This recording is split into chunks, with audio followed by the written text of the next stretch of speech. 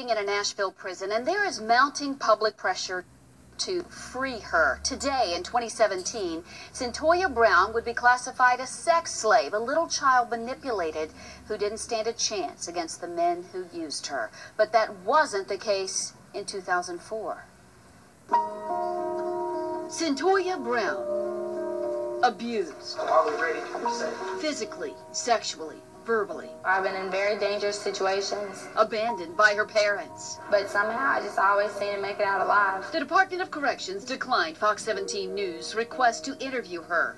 But filmmaker Dan Berman shared video from his 7 years documenting Centoya Brown's case. I was abused, so I was very paranoid. She's convicted of murder for killing a Nashville realtor who'd bought her for sex. She was picked up by this 43-year-old man. Centoya was 16 years old when this started. Berman's documentary gave voice to her childhood horror. This is a young girl who is at the tail end of 3 generations of violence against women. Her grandmother, her mother, her, all raped. She had no chance. There was always a gun pointed at me, hit me, choked, dragged. She did kill someone. She deeply regrets it, but she was a child who was being traumatized and exploited. She shot Mr. Allen because she was fearful of him, didn't she? Yes. He was a sharpshooter in the Army. If he does something to me, I'm sitting here thinking, what can I do? Further affecting impulse control, her mother testified drinking at least a fifth a day while pregnant. She was exposed to fetal alcohol spectrum disorder. Her brain was actually affected. There were brain scans that were done. She was being sex trafficked.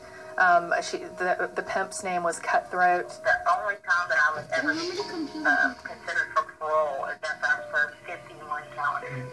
Since I was 67 years old. A young girl today would not be in prison for life. It really does feel unjust. Berman's film on Centoya helped change Tennessee law for children like her in 2011. I like to believe that our film had enough oomph in it to help kind of jumpstart that conversation. Today, anyone 18 or younger can't even be prostitution. No such thing as a child prostitute or a teen prostitute. We've had to have a cultural mind shift. If Brown's case were heard today, the court would treat her as a child human trafficking victim. Though Berman's not involved, there are now plenty who want her set free. There is a very dedicated group of people who are working on a clemency campaign. All we can really hope is that the governor and the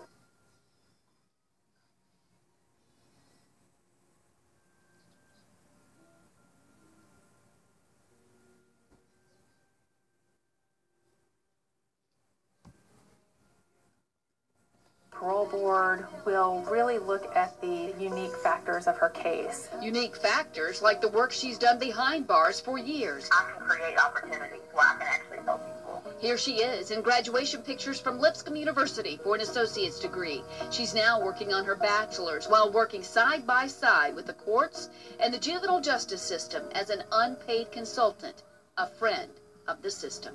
She has used her experience to be able to make things better.